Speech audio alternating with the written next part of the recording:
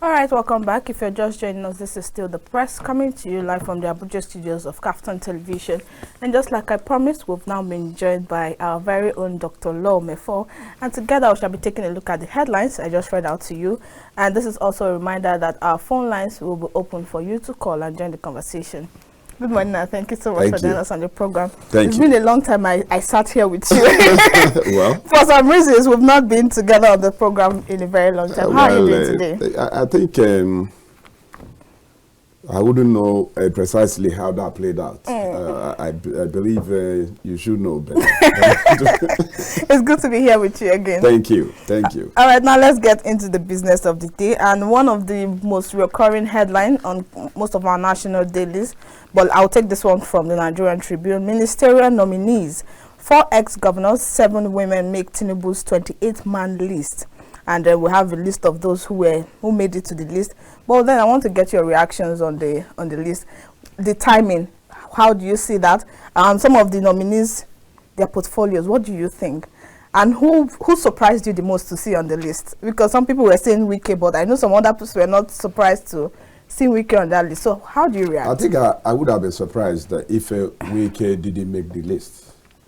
You know, so I expected him on the list, and you know, he's there. I think he earned a place there, and the list, all considered, I think it's a fair one, because I can see a number of technocrats, 3 to 5, a number of them.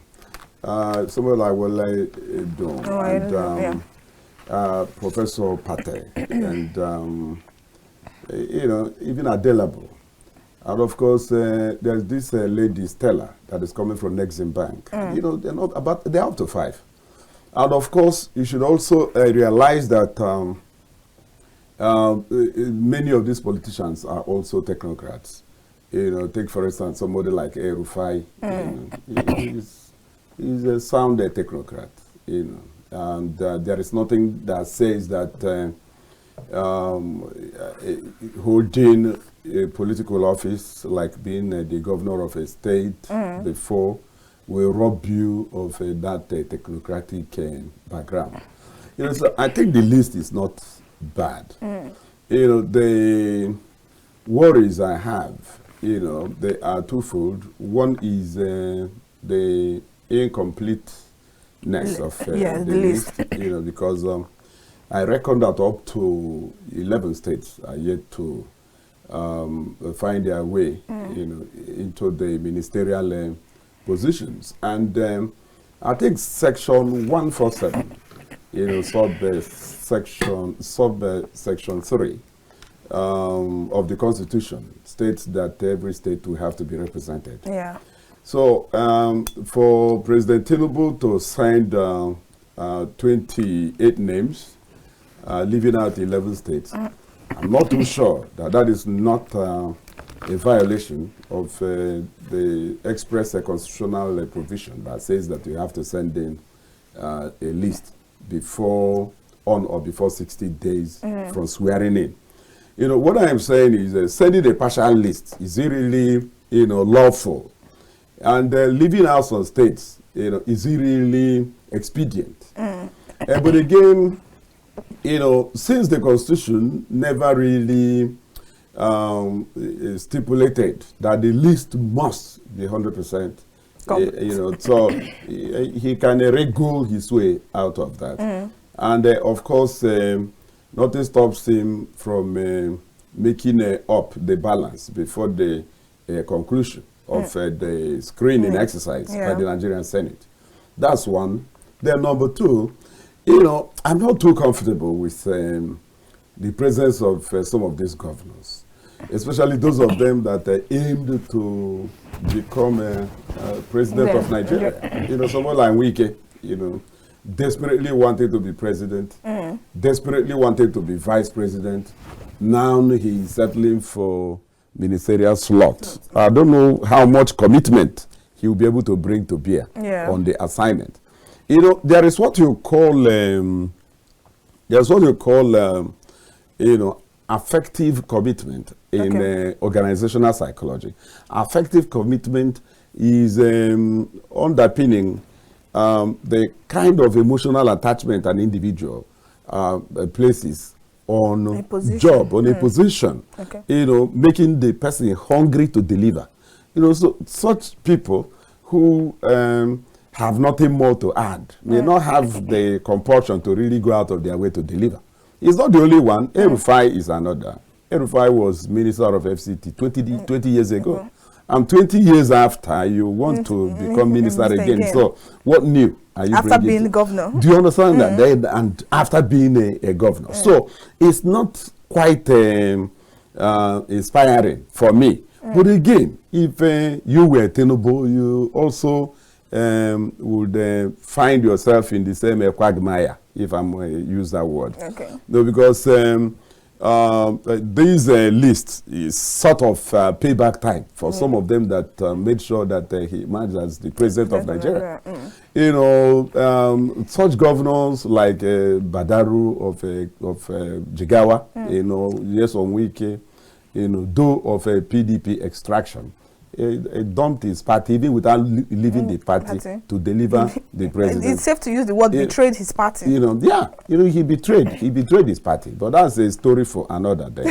Erufai also, a very crafty politician, initially didn't quite support the president, but he knows his onions. He knows when to jump ship, and he jumped to quite at the nick of time, and joined the train of those who were determined to return the Tinubu as the APC presidential flag bearer and ultimately the president of the country. So it's payback time.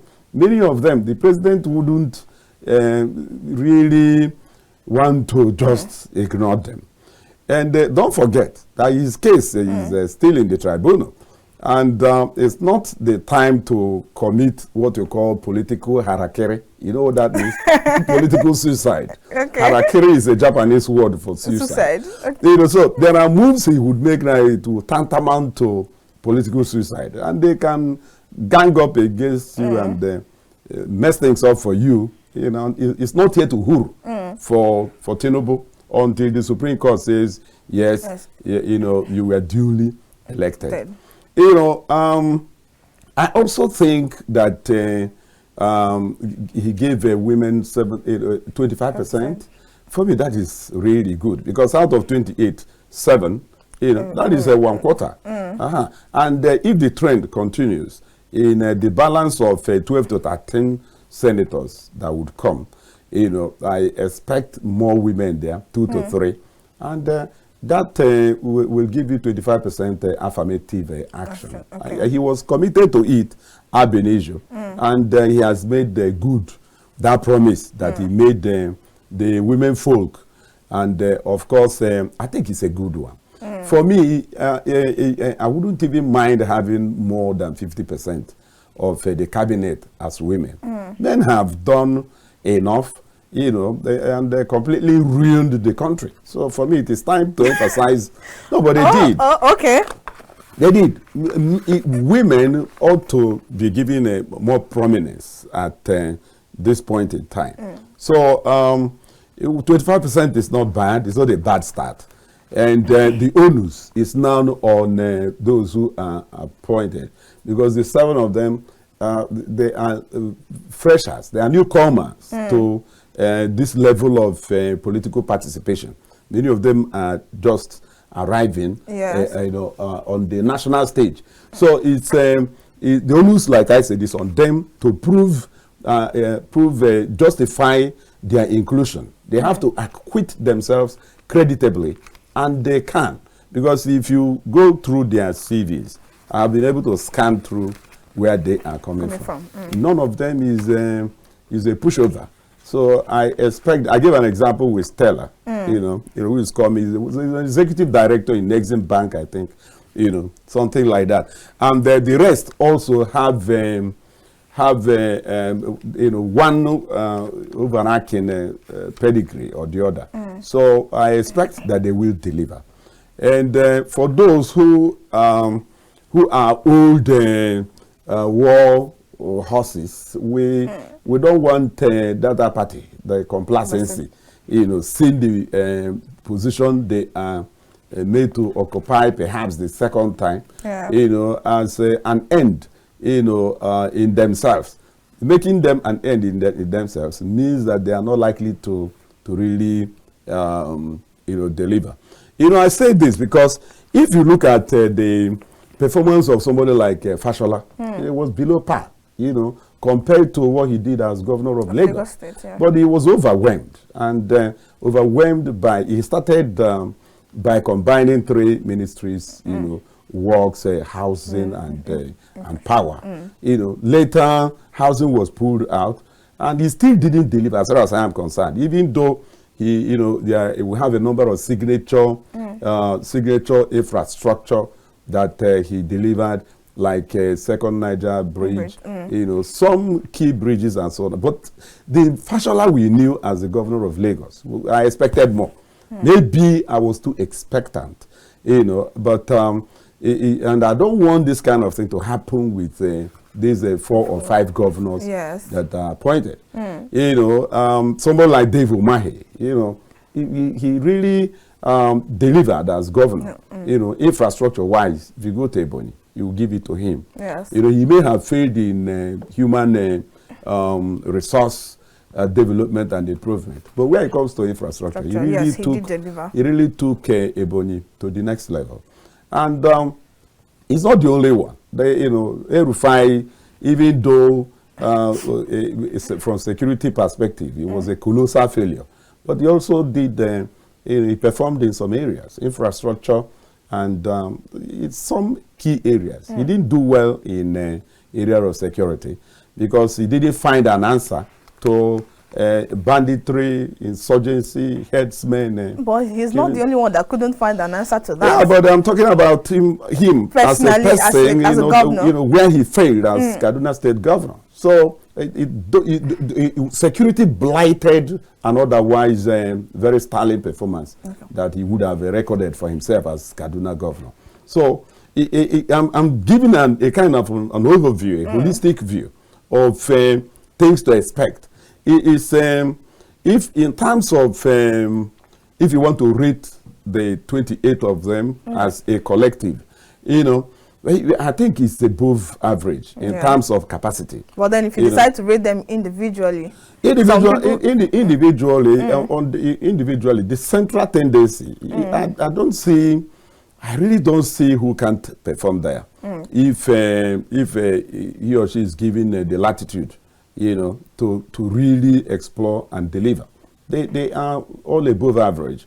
And they are core professionals. Look at someone like Dele Alake. Yes. He's a very decent, seasoned journalist. And now he has just been moved from it's more like an upgrade from SA to minister. So for me, it's better than appointing somebody like Festus Kayamo. Because he knows how to use words, he's diplomatic, and so you don't run roughshod on the people. Do you understand what I'm saying? And so if you have somebody like him in Ministry of Information, you will see a very radical contrast from what Lai Mohammed did with that ministry. It was total desecration under him. He was, by talking down on Nigerians, he was actually demarketing the Buhari administration. So we expect something different this time around. I'm an incurable optimist. All right, let's hope that let's expect something different because we see that the Senate has moved their research just to make this work. Good, and we want to see how or what they do with that list. How far they go with the screening, even taking into consideration that the president sent them the list without the portfolios. Yeah, but I know that they should be able to make some research and come up with. No, they don't need to research anything, and the president also didn't violate any extant law because the constitution didn't stipulate that he has to attach portfolios. We have often advocated that portfolios will have to be attached because. If you don't attach portfolios, the screening will be vague and general, of general kind.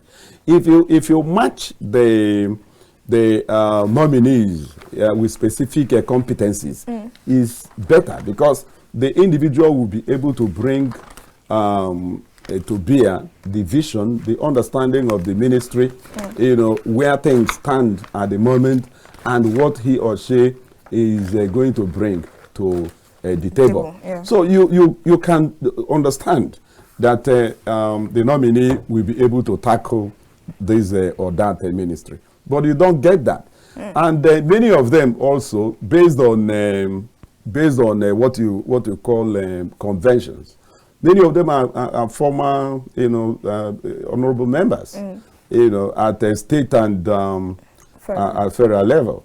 And one of the rules of the Senate is that you take a bow and go if you have attained that level. It's a privilege. Many of them, more than 6, 7 of them, you know, will have to take a bow and go. You know, and overall, it will reduce the burden. But again, you now wonder, you know, do you really call this screening? Do you understand what I'm saying? Yes. Do you really call this screening? You know, because you get up as a senator and ask, you know, some random questions. You know, you see somebody will ask a nominee to sing national anthem. You know, such things. You know, for me, it's a kind of ritualistic redundancy. The screening is just to fulfill all righteousness. Because you can't tease out anything, you know, from this kind of context. You can't. Nothing much can come out of it. Because if like I said, the problem is coming from not being able to match a nominee with a specific competency. Once that is not done, you're not doing any screening. It's just like interviewing somebody for a job. That is what the screening ought to be. So all you're doing now is to vet to see if the person is qualified to be a minister. You don't know the minister of what? A minister of what? Because you see, somebody who would deliver, you know, in the Ministry of Foreign Affairs may not deliver as Minister of Trade, may not deliver as Minister of Sports, may not deliver as Minister of Women Affairs. You know, these are specific competencies that require some knowledge, you know, and screening for a job, you know, job interview will match you with some specific skills. You want to know whether you have the cognate experience, whether you have the training, you know, of general kind, and of course of specific kind. Do you understand that? Yeah. If, for example, you're going to head the fiscal policy of the country as the Minister of Finance, we need to know. Do you understand that? Yes. You know, being an economist is not enough. It's not just enough.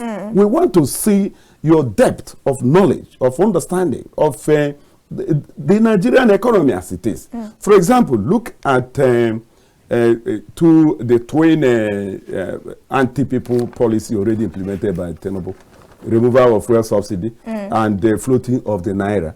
They are both anti-people. As the Minister of Finance, we want to know how do you manage this damage? Do you understand that? What is the way out? Because it requires thinking out of the box. It requires that if the Minister of Finance will have to come up with very deep, he has to dig deep to be able to come up with solutions that will enable the country to wriggle out of the corner where the two policies has boxed the country. As I was coming, there was no hold up anywhere. You know, most cars are not on the road. Yes. So what does that tell you? It means that the economy is already depressed. Do you understand that? You know, so you may be saving money from the so-called subsidy removal, but you know, you are losing much more by depressing the economy. Because when people are moving around, economic activities are on and things like that, people are making something through that movement. But now that you have halted the economy almost to a standstill, you know, how much are you losing even to 1 hour alone? The number of hours we lose per worker in the private sector, in the public sector, in the last 2 months that this policy or policies have been a lot of companies have to adjust their working days and hours. When you compute it, it will be going into excess of $1 trillion per day across board. So it is real. How much do you save for you to unleash that level of degradation of the economy on the polity? You're not supposed to do that. So the person that is coming in as the fiscal manager, the person that will be in charge of the fiscal policies of the country is the Minister of Finance. So if you want to interview such individual, you want to see that the person really understands the problems and he has solutions. Do you get the point? So it's still a disservice to the process. And that is why I described it as a kind of ritualistic redundancy. Because in the final analysis, all you have succeeded in doing is fulfilling all righteousness. It hasn't done justice to the reason why you have to scream. Okay. Well, I think we'll have to move away from that conversation because you've said a lot on that. But you made mention of the issue of subsidy removal, and we see that NLC is still threatening to go on strike, even when it said that strike is against a content of court. But we see this story on page 8 of the Punch that is about the subsidy removal, and it says Tinubu begs Nigerians to persevere more. And my question is, how much more can Nigerians persevere? Nigerians shouldn't persevere. You see, the president hasn't addressed what will make Nigerians to persevere more. Let me give you an instance. The major oil marketers, Owando,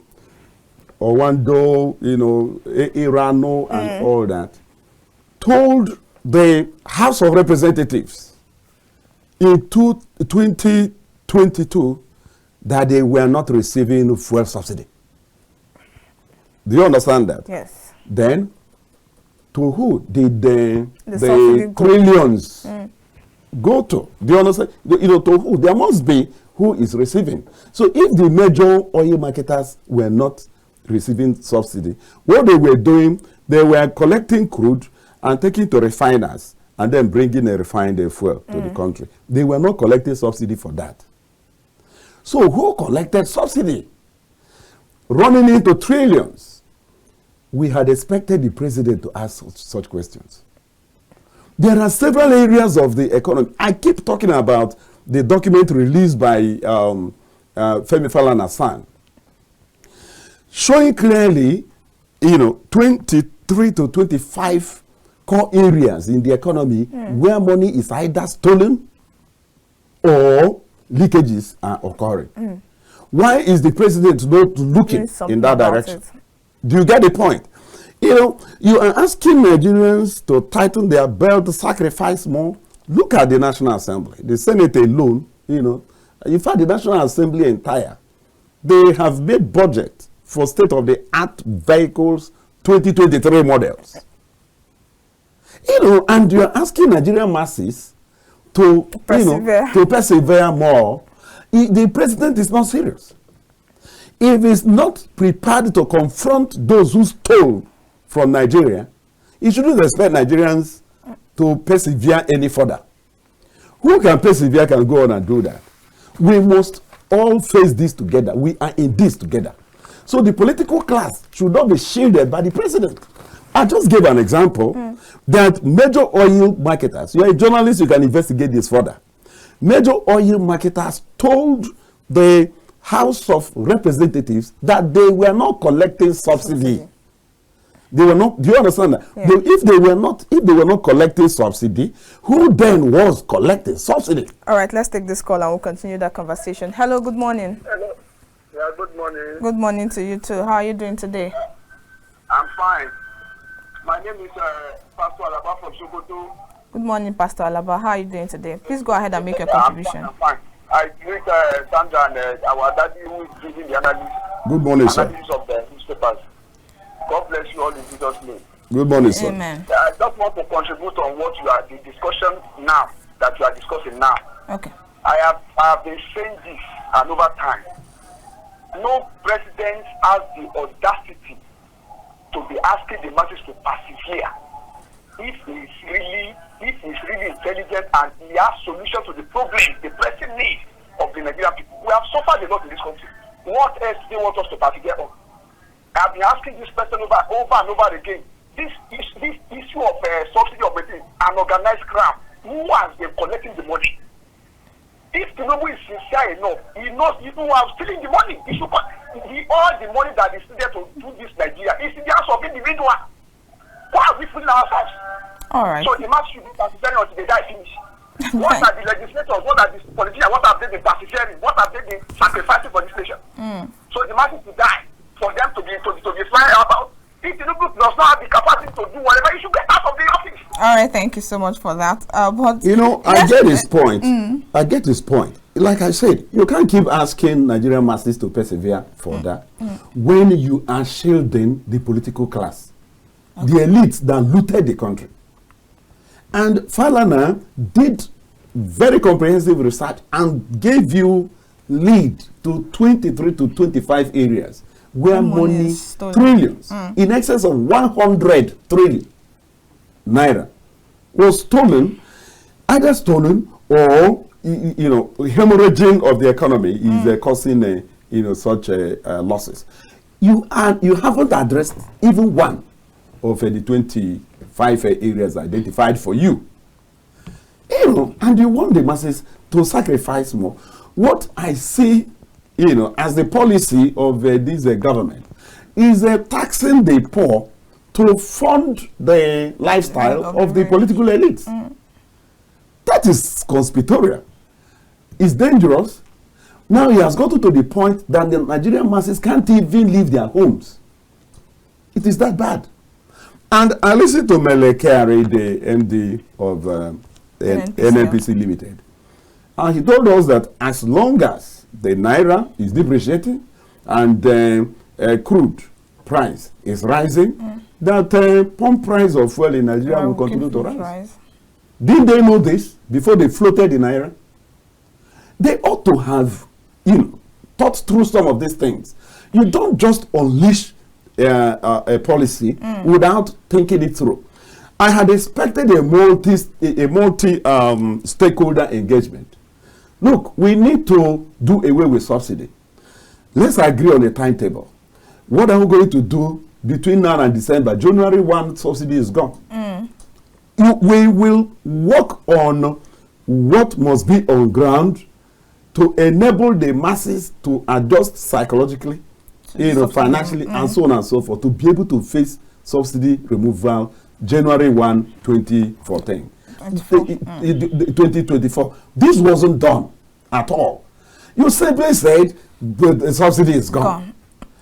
That was reckless. You can't do that. And yes, it was during your inauguration, but you are no longer Asiwaju Bola Ahmed Tinubu. You are now President of Federal Republic of Nigeria. Everything you say is policy. They ought to know this. And he's not a newcomer to governance. He was a governor for 8 years. He was a senator. So he should know the implications of these things. Now, NNPC was the first to adjust their pump price for 198 or 197 to 540. The president didn't say anything. What does that tell you? The adjustment was done with his approval. Because what the NNPC did was actually an economic sabotage. If he did not receive presidential seal, there was no way Kyari would do that. You know why? NNPC is not a private company, even though it's a limited liability company, but it is still 100% owned by Nigerian government. If you go to NNPC, CAC, you can find the shareholders. You find probably the Ministry of Finance, Ministry of Economic Planning, and then, of course, the NNPC. These are the shareholders. That means that they are 100% Nigerian. In other words, you cannot, operate NNPC at your own whims and caprices without recourse to the federal government. You cannot, because federal government owns the NNPC 100%. So when they keep adjusting prices of fuel And they say, well, you know, the Petroleum Industry Act gives them. It does not. You're not the owner. You know, in a public administration of such what you call things you call public enterprises, the ownership and control. Do you understand that? Yeah. There is no way control will run counter to the policies enunciated by ownership. Okay. So if what NNPC is doing is not in line with the policies that the owners of the establishment, you know, want, then it means that the owners actually want what the controllers are doing. In other words, you know, Melekiali and the board, they are controllers, but they are not the owners. Melekiali has no single share in NNPC. So why is he allowed to unleash this maximum terror, economic terror on Nigerians? So they do so because they are looking for money. They are looking for more money to fund the economy. And they are funding the economy to the benefits, you know, more benefit, greater benefits of the same looting elites. Nigerians need to understand how we got to where we are. So I am not happy that the president is not looking in the direction of the people who looted the economy. Okay. He must. Because they looted the economy. I gave instances. Yes.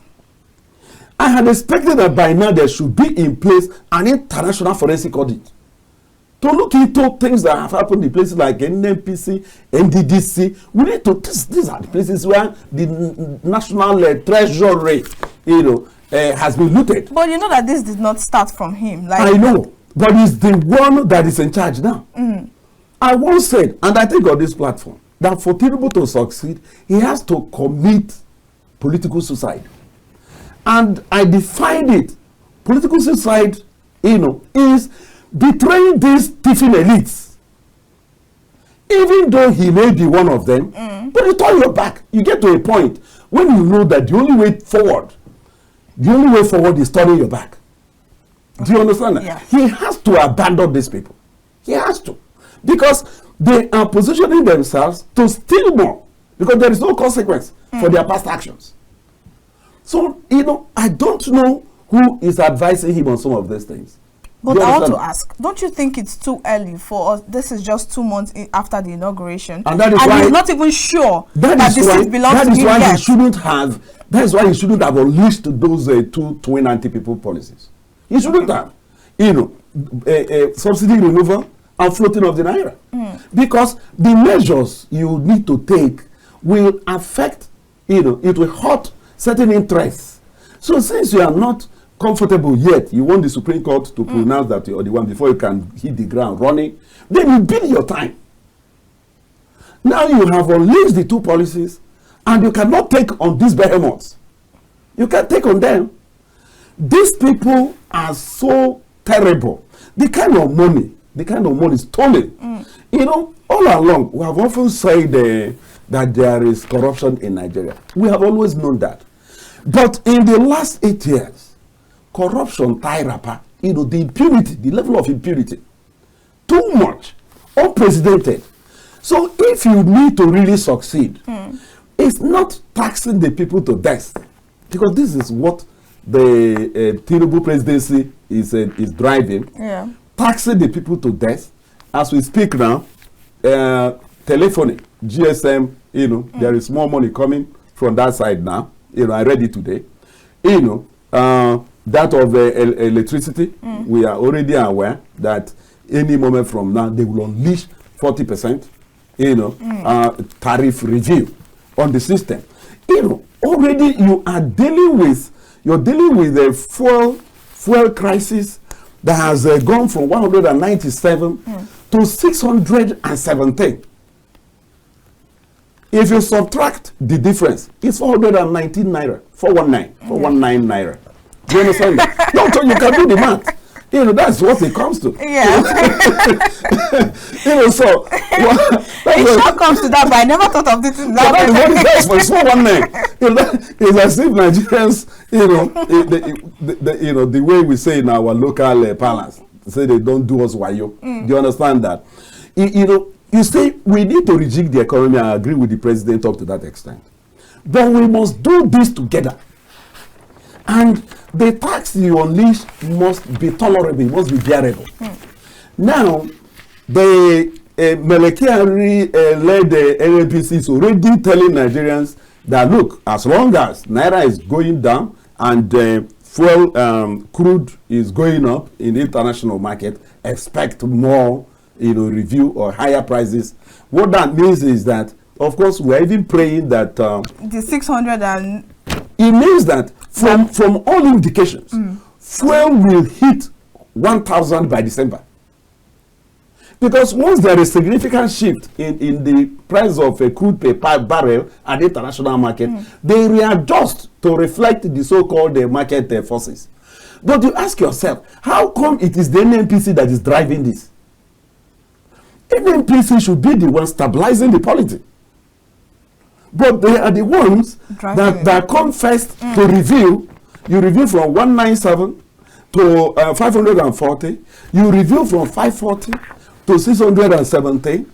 And you are telling us to be ready for further review. That's the problem here. And of course, we are praying that the price of a crude should go up in the international market so that the government can earn more revenue. But as you are doing that prayer, it is like the prayer of the coffee maker. Because the coffee maker is praying, let there be a market. Market means somebody purchasing casket. You don't purchase casket and use it for decoration in the house. Somebody has to bury the dead. So our prayer that we should make more money from crude sales at the international market is actually a prayer that is damning, because it means that the price of pump for fuel will go up commensurately. Since the NNPC is committed to maximum price and not fair price, I keep saying this. And I want experts to prove me wrong. NNPC shouldn't be the one driving higher prices in the market. Do you understand that? Yeah. And you see, each time they adjust, every other person else adjusts across board. You ask yourself, how come no independent marketer adjusted first before NNPC adjusted? Something is not adding up. And they tell you the landing cost. Let us ask, what exactly is the landing cost? That is where I get worried about labor. Because if you really have labor in place, labor by now should be able to tell Nigerians the actual landing cost of a fuel in Nigeria. You mean labor? You mean NLC? NLC. That's organized labor. That is planning on going on strike. Yes. That for me, what they are doing is not even addressing the issue. Going on strike, well, maybe to wake up Nigerians, and of course they are already being threatened by the Solicitor General of Federation, warning them that this is contempt of court. As if the order the federal government secured from the National Industrial Court exists in perpetuity. Okay. An order is an order not supposed to have a lifespan, and it was actually an ex parte order. An ex parte order cannot exist in perpetuity. So if they are saying they are in contempt of court, and they say that order they obtained almost a month ago is still subsisting, why should they subsist? Have they gone back to the National Industrial Court to revalidate it? They have not. So something is fundamentally wrong with the whole system. For me, NLC should go on strike. You know why? The order, I've already made that point, cannot exist in perpetuity. Yes. Unless federal government goes to get another order. If they don't get another order, that order is no longer valid. It has already expired by effluence. It's dead. By timing, corrosion of time has already rendered it useless and ineffectual. And more importantly, you see, strike and protest is not the same thing. NLC should go on protest and not on strike. Okay. Simple. But then you know how protest has always turned out here. I don't know how it turns out. It is the duty of Nigerian police to distribute themselves to all the points where the protest will take off and terminate and guide them to ensure that hoodlums don't hijack the process. Protest in a democratic environment is only necessary. How else do you vent Because Lagos State Police is already telling the NLC, and I'm going to read the headline from The Nation, shell strike plan, police caution the labor. You see? That's what I'm saying. So how would this police now come in to guide them? That's the problem. They are looking at, the whole thing has to do with the body language of the commander-in-chief. Okay. They will look at what the president wants and adjust to that. Police does not see itself as an independent institution. They don't. They look at the body language. And that is why you find them compromising the authority of the Nigeria police force at every turn. You see the partisan during the election. Why? Because they are looking at the body language of the incumbent president, incumbent governor, incumbent senator. This is it. They don't act independently. So if they are saying this, they are reacting. What the Lagos State Police Command is reacting to is the warning issued earlier by the Solicitor General of the Federation that this will be in contempt of court order. They should go on protest. Protest is necessary for democracy. If they don't go on protest, the federal government will not take Nigerian masses seriously as far as this issue is concerned. Okay. I'm not talking about strike. I'm talking about protest. They are two different things. And I'm aware that the order they received from the National Industrial Corps is against a strike and not against a protest. Do you understand that? Yes. So technically, they shouldn't call what they want to do a strike. They should call it protest. And they are also Nigerians. Jude Ajaero as national president of NLC and all, they are also Nigerians and are entitled to join any protest. If you lead one. So let's face reality. My candid advice to President Tinubu, if he has no way of bringing down the pump price of fuel, do you understand what I'm saying? He has to suspend fuel subsidy. We are getting to that because he has become a charade. He has to you mean he has to suspend the subsidy removal? Yes. And go back to go back to status quo ante. Let me tell you. You see that $800 million that they want to transfer 8,000 to Nigeria to 12 million Nigerians could have been used as subsidy to move us to December. Okay. Let's think creatively to move us to December, to enable us, do things about bringing in buses that will be CNG compliant, enable more workshops beyond the nursing to begin to rework fuel carburetors and all that to be CNG compliant, so they'll be able to run on gas. You need at least 6 months to do this. And if we have been able to do that, at least, have up to 1 million buses distributed across the 36 states of the Federation and the FCT, that is an automatic urban transportation system. You don't need to drive your car. If you have a bus that can take you from one point to another. If you travel outside Nigeria, most people don't really drive their cars, because the public transportation system is top-notch. They travel, but they close their eyes to these things as if Nigerian masses are not entitled to them. So, I don't know the kind of leaders we have. I recommend strongly suspension. I'm not saying cancellation. Suspend and give us time to plan to remove the subsidy. We have all agreed that subsidy needs to go. But let us deal with the process properly. Because the next review by NNPC will move this thing from 617 to 71 something. If Nigerians can't survive even the first move, 540, how do you expect them to survive 1,000 naira by December? Do you know how much it takes a bus from this Abuja to a place like Enugu? Between 20 to 35,000 naira. This is something you pay. We pay for less than 10,000 naira. I know that some people around 6,000, 7,000 naira. Do you see the radical change, alteration in the economy. And it's not as if there is commensurate alteration in the incomes of the people. Now, even government offices have now started allowing their workers to come to work only once or twice a week. Government offices. Private organizations, manufacturing firms can no longer afford to have their workers come in every day. That's what I mean by man hour. Any day they don't move to work, there is a particular job that is not done. That's a fact. That is money. In monetary terms, there is something it stands for. You see it more clearly in the service industry. You see it, more clearly in the manufacturing sector.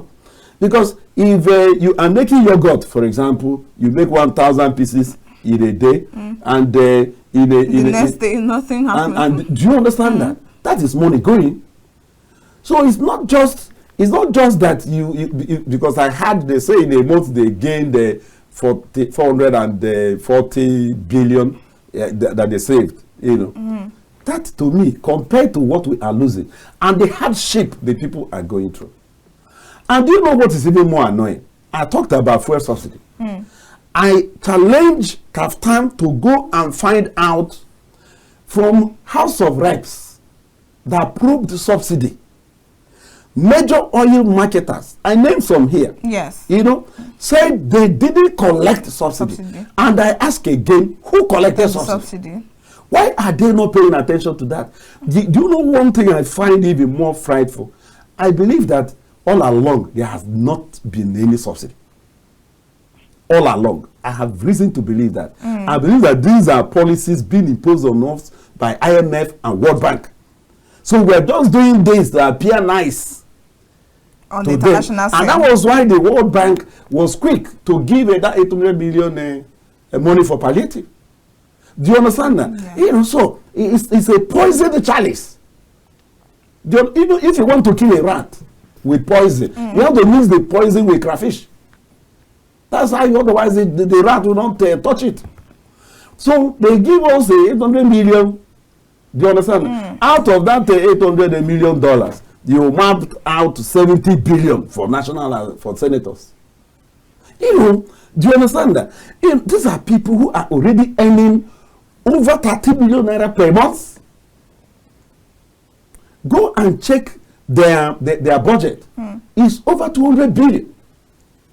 It rose from about 167 to 200 and something billion. Yes. And now you are giving them additional palliative of 70 billion.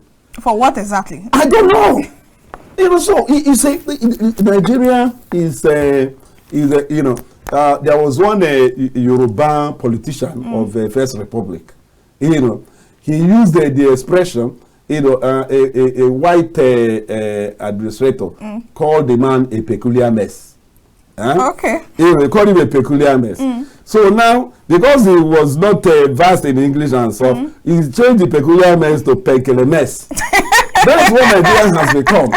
So we need to understand where we are. Nigeria has become a peculiar mess. We need to reset the entire country. All right. And Tinubu has all the opportunity to make his administration, his presidency sublime, so that whenever he departs, he must have been able to leave his footprints on the sands of time. All right. Thank you so much, Dr. Law. It's been amazing talking to you. And we had a lot of callers, but we couldn't take as much calls on the program today. So we'll have you next time. Thank you so much for joining us on The Press today. Please stay tuned to KAFTAN Television, and bye for now.